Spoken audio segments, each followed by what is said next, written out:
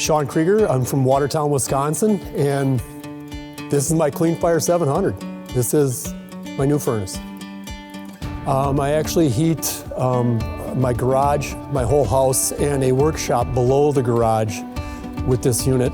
And my system inside the house is actually all hydronic. I wanted to be able to heat my house without going through $2.50 gallons of LP every time I had to get a tank filled. This is a dream compared to the old one.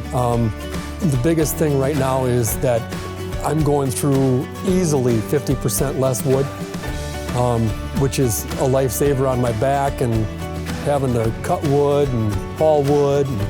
Yeah, this thing is fantastic. I have never loaded it more than once a day yet, and it's easy. There's nothing to it. The nice thing about burning wood outside is that it's just incredibly efficient. First impressions after burning for a month with the Cleanfire 700 are basically the ease of use. It takes very little wood. It takes very little cleaning.